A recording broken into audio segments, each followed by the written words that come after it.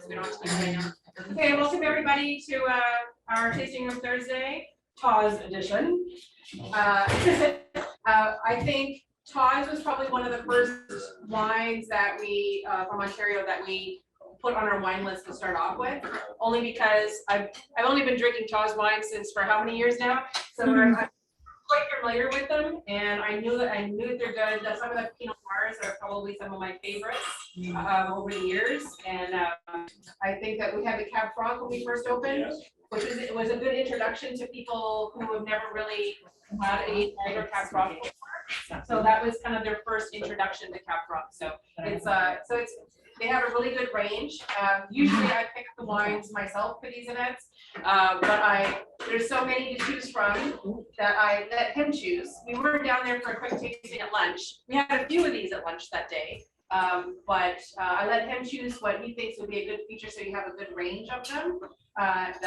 So I think he did a really good job, because I don't think I would have picked the same ones that you would have. But really, yeah, it's really good. Okay, so this is Daniel Lafleur. He is the national sales manager for Tawse. Basically, when it comes to sales and everything else, he takes care of it all.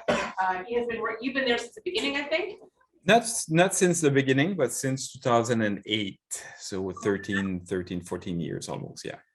Pretty close. So there's probably no question you can ask him he does not know the answer to. No pressure. Dennis going to give you an introduction, give you a little brief introduction on the wines, and then after that, we'll do a quick little Q&A before Jacob starts at 6:30. All right, Daniel, take it away. Sounds great. Well, thank you, Stephanie, for the introduction. Good evening, everyone, and thank you for attending tonight's tasting. I'd be curious to know what you have in your glasses tonight, because I think you guys have had a few selections to choose from, but maybe at the end of the presentation you guys can tell me a bit more about what you have and what your impression is of the wine.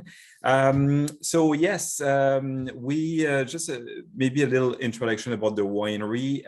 We are located in Vineland in Niagara. We've been established in 2001 by Maury Tawse. He is a banker and a gentleman from Toronto, very passionate about wines. He loves Burgundy wines. I don't know if you know about Burgundy, the Burgundy region in France, but Burgundy is one of the premier wine region in the world, I would say, and this is where Pinot Noir and Chardonnay thrives. These two grapes, the Chardonnay and Pinot Noir, are really, they are very great grapes for growing, to grow in cooler conditions like in Canada.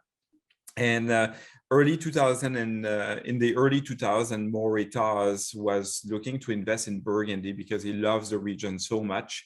But you kind of realized after a little bit of research that it was really hard to acquire properties in Burgundy.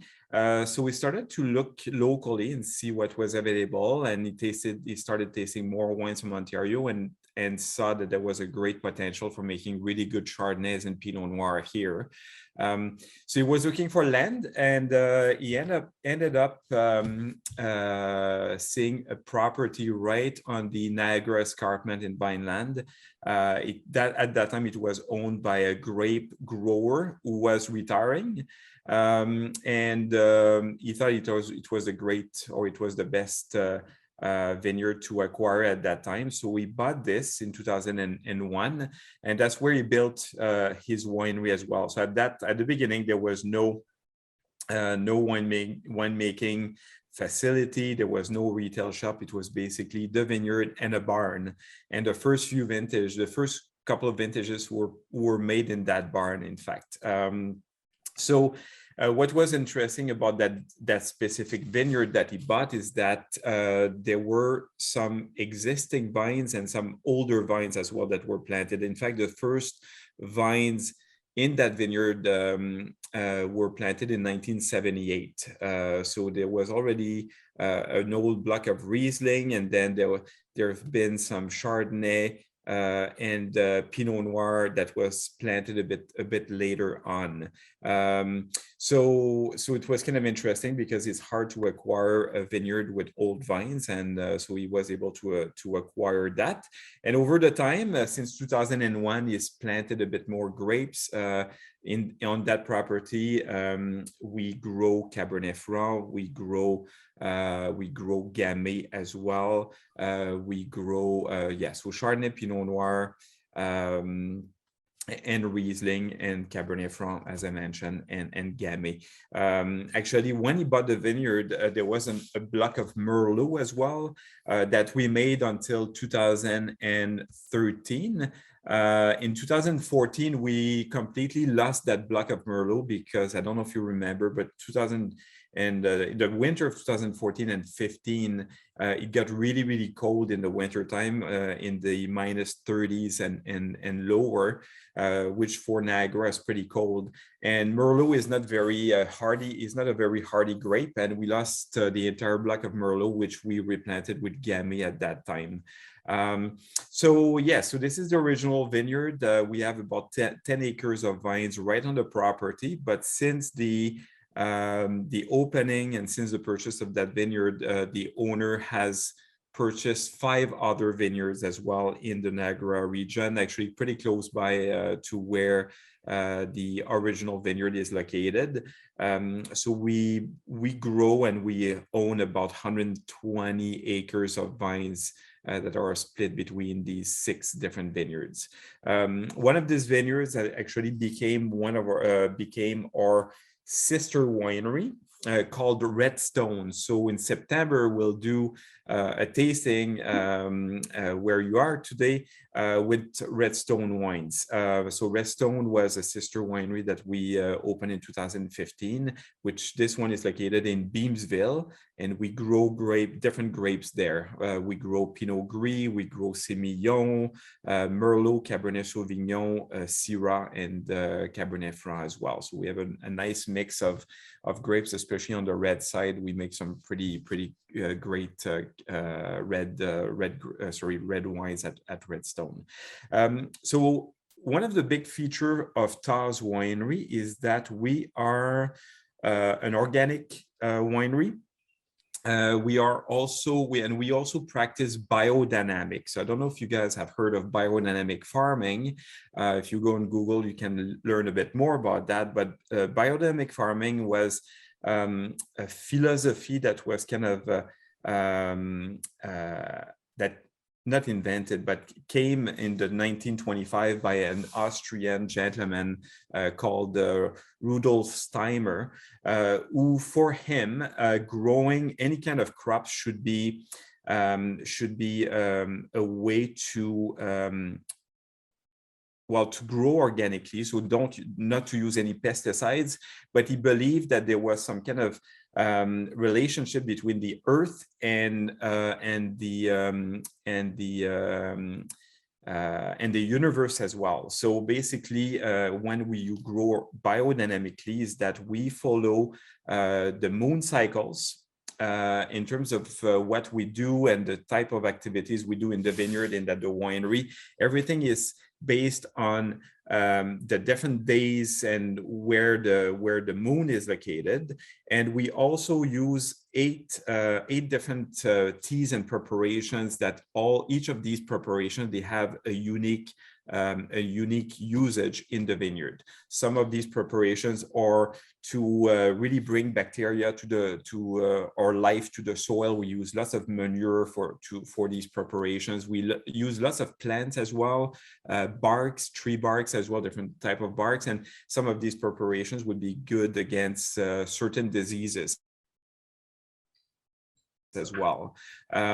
So we practice that. We're no longer certified biodynamic because there's a body that's certified the biodynamic farming, but we do practice it. And the only other Ontario winery that practice biodynamic would be Southbrook.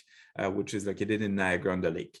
So it's kind of a cool thing to say, but also we also believe that we can make better wines by using these techniques. Some of the best wineries in Burgundy and in the Loire Valley, they use biodynamic farming as well. So we do apply these techniques, but also we are certified organic. So all of the grapes being farmed in all of our vineyards are organically farmed. Our vineyards are all certified organic.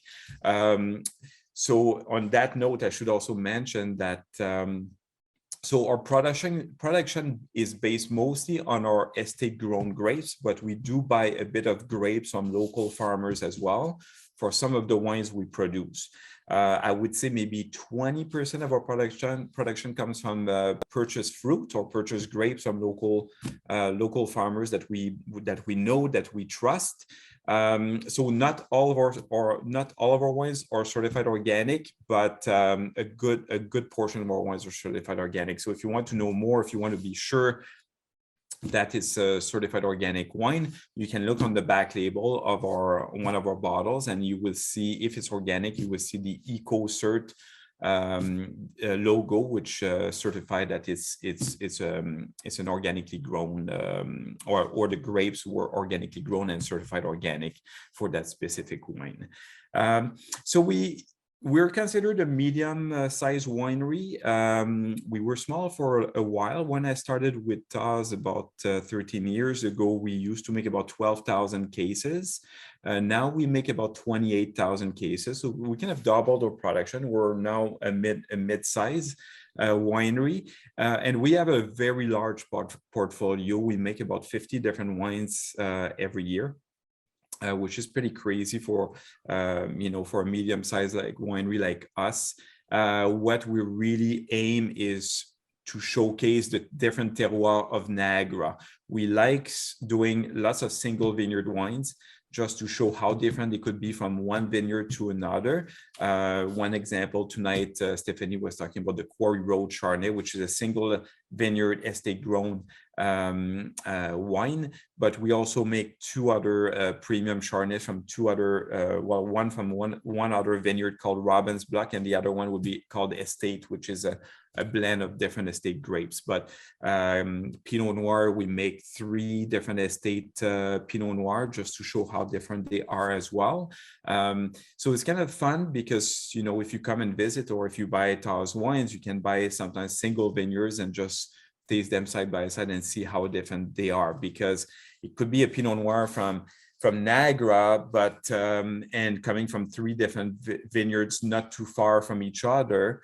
But based on the soil type and the qualities of the soil or the characteristics of the soil, the Pinot Noir can taste differently, even though it's made the exact same way. So same thing with Riesling. We have a few single vineyard Rieslings as well that are interesting to try. Yes.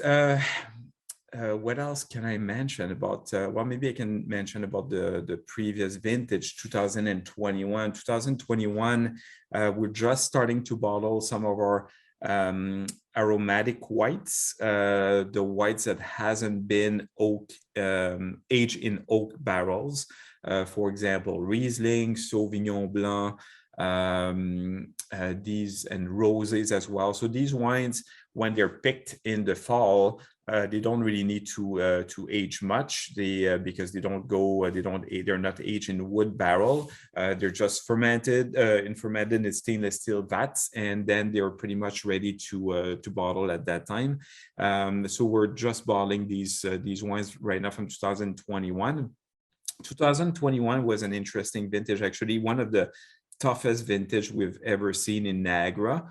It was a very cool vintage. The fall, when it was time to pick the grapes in the fall, it got really, really rainy and really wet and pretty cool. So there have been lots of mildew and mold problem in the vineyard, or rut. Sorry, quite a bit of rut in the vineyard. So the early ripening grape varieties like Pinot Noir, Chardonnay, and Riesling did quite well. They were fine, but when it came to the Bordeaux varietal like the Cabernet Sauvignon, Cabernet Franc, and Merlot, it wasn't the greatest year. Actually, some wineries will probably not even make these grapes or these wines from 2021 because these grapes couldn't really achieve full ripeness. When these grapes don't achieve the ripeness that they want, when you know that the rut is really attacking the grapes, they will, we will pick these grapes early so that we don't lose the grapes, but we will usually make, for example, a rosé out of it, so that we don't waste these grapes, but at the same time, it doesn't really give us the Cab Merlots that we might want, that we might get on a regular vintage. It was a very different vintage than 2020 because 2020 was probably the best vintage you've ever seen in Niagara. So especially on the red side. So if you guys are interested in these type of information, definitely look for the 2020s reds, especially from Niagara or from Ontario, because it was an amazing vintage. But again, 2021 was one of the hardest. So it was very different, these two vineyards, these two vintages, sorry.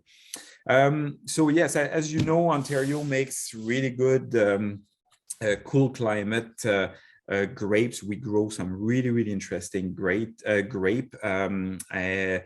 If you don't know too much about Ontario wines, definitely I would suggest to stick with Chardonnays, Riesling, Pinot Noir, Cabernet Franc, Gamay as well. But definitely, to me anyway, I love Chardonnays. I think Chardonnays from Ontario are top notch. They are on the world stage, some of the best, close to what you will find in Burgundy. And often they will be half the price of what you find in Burgundy for the same quality, I find. So I think Chardonnay, if you like Chardonnay, this is one of the best grapes you can get. Sorry, my cat is kind of meowing. Okay. So yeah, definitely Chardonnay, Riesling. On the red side, for sure, Pinot Noir is great, but Cabernet Franc, to many as well, is probably the best grape that we grow in the area. 100% Cabernet Franc are pretty much only made in the Loire Valley in France. So other than that, I think we have a great terroir for making excellent Cabernet Franc. It's not an easy grape to sell, unfortunately, because people know more about Cabernet Sauvignon than Cabernet Franc. They think less of the quality of Cabernet Franc, but to me, I think Cabernet Franc is amazing at the table because it's not a super full-bodied red, but it's pretty rustic. It has great fruit, great acid. It's just a great food wine that is very good with food. So maybe before we get to questions, I will show you what I pour for myself because I needed a wine. I needed a glass as well. So this is the Tawse Chardonnay that I think you have tonight. Too. Excellent, excellent. So yeah, as I said, Chardonnay to me is one of our go-to grapes or wine from Niagara, and I poured myself a nice glass of Chardonnay. So if some of you have the Chardonnay, I hope you enjoy it. But yeah, so I don't know if you guys have any questions or comments about the wines you're trying, or I wish I was in the room with you, to be honest with you. So very clearly with the tables, but most people have like lineups of all of them. Yeah. So yeah, their tables are covered in glasses. So okay. questions are for Daniel? No? Oh, nervous. And normal. So the winery, as far as the store, I guess, where we go currently, is that still the same location as what you were referencing initially, or has that moved?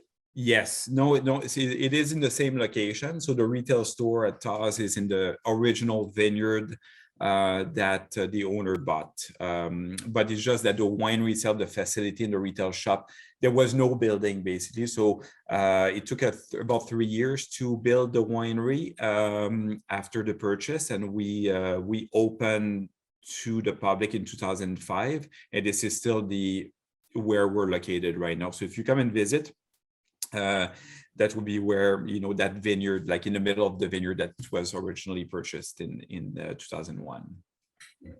Thank you. Not a problem. And yeah, in the summertime, right now we are offering wine flights. We're still following a bit of COVID protocols, I guess. COVID kind of changed many things for us. We're still careful with that. Actually, before COVID, what's interesting is that we had in mind to become a bit, to work a bit more under on reservation. So people wanted to come, would have to book in advance, because in the past, like tours had to be booked in advance, but in the past we, you know, people were used to taste in the retail shop, and it got really busy in the retail shop, and we had in mind to only have on offer appointments for that purpose. And then COVID hit, and it kind of confirmed what our plan was. So we basically right now, if you want a tour, you have to book in advance online, and then if you stop by in the summertime, you can buy flights of wine and enjoy in our wine garden outside, but there's no longer tasting inside the retail shop at this point. Are you doing the orange wine again this year? Alex is Yeah. not gonna- Yeah.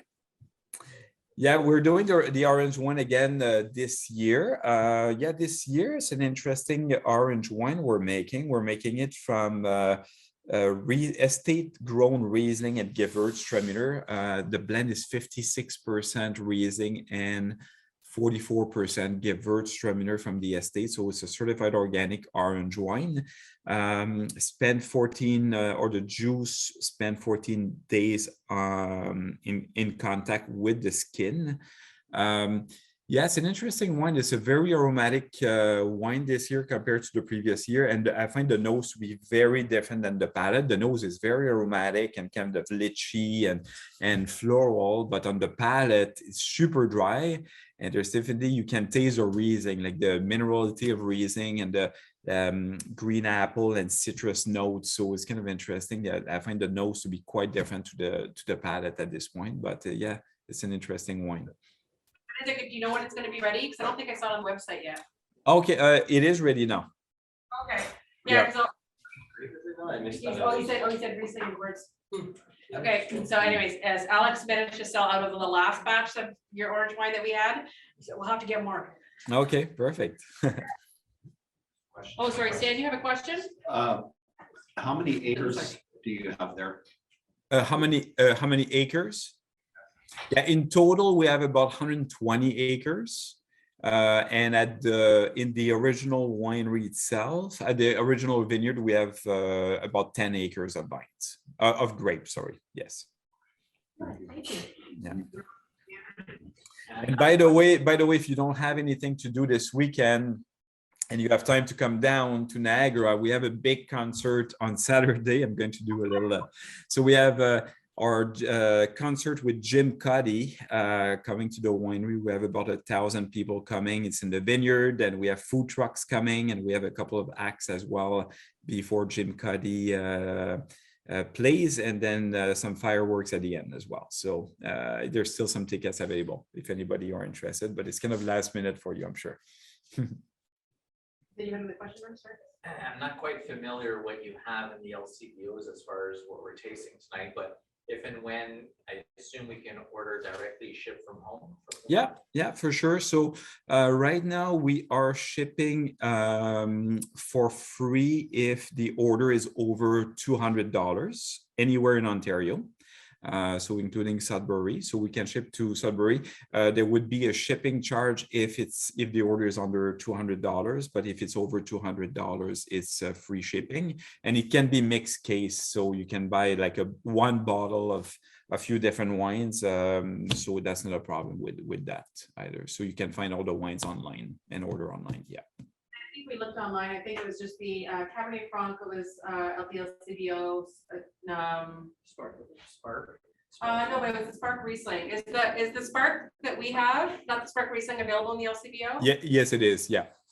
It is. Yeah. So we have about 6 wines that are continuously available in the LCBO. We have 6 vintages essentials that they're called. 2 Riesling, Quarry Road Riesling, Sketches Riesling. We have a Sketches Rosé, the Sparkling Riesling. We have the Growers Blend Pinot Noir and the Sketches Chardonnay as well. So these 6 are available. They might not be available in all the local stores, but all the stores across the province have a chance to list these 6 products if they want. And, sorry, Norm. I have one more question, but I want to let other people ask. Okay, first. okay. Is anybody else having a question before Norm fits in? No, go ahead. A few years ago, you had the cider in the long bottles. Mm. Like it still had sentiment, like just, are you Yeah. still, has that been fully discontinued or? Yeah, we didn't make it. We only made it that 1 year, unfortunately. And the reason why we didn't make more, to be honest with you, which is a bit sad, is that it wasn't selling enough. It wasn't selling. There was not enough demand. Maybe it's. I think he bought most of it. Oh yeah, okay. Yeah, I think we made. I think we had made 15 to 2. I think it was 15 to 2,000 bottles of it. It was a small production. And yeah, the demand wasn't that great. To be honest with you, at that time, we were working with an agent across Ontario that I think was going through some changes. So maybe the reps were not pushing enough this product. And I can see now that the agency we work with, which is the same as before, but it was purchased by another agency, you can see that the reps are really enthused. And I think maybe, sometimes it works with how much the reps will push the products to the restaurants. And, if it's not happening and we don't see the sales, we might discontinue a product. Unfortunately, we did at that time because the demand we felt wasn't there enough. But it's funny because often that's what happened, right? You run out of a product, you sell out, and then people are asking for it. There's and I've had this question before a few times, right? Why are you not making it anymore? So you never know, maybe we'll make it again. But at this point, we have no plans, unfortunately. It was a great product. It's a good lesson. If you find something that you really like, buy and just in case it doesn't get made anymore. That's usually how it works, right? Okay, I think that's about it. I know Jacob, our musician, just arrived as well. Okay. Something in your glass. I always like start to finish. I want to thank Daniel, of course, for taking some time to chat with us a little bit about their wines, a little bit of history, so you can kind of feel a sense of place with what's in your glass today. And he will be back for Redstone when we do the Redstone tasting, which happens to be the Thursday before the long week, Labor Day long weekend. Yes. Yeah, the Thursday. Yeah. Yes. So we're already getting people saying they're coming back for that one. Yeah. Yes. Yeah. So the Redstone one will be fun as well. So if anyone want to raise your glass, I would like to sort of conclude. I say cheers to Tawse Winery. Cheers to Ontario wine. Well, cheers. Thank you everyone for participating tonight. Have a great night. Okay. Bye.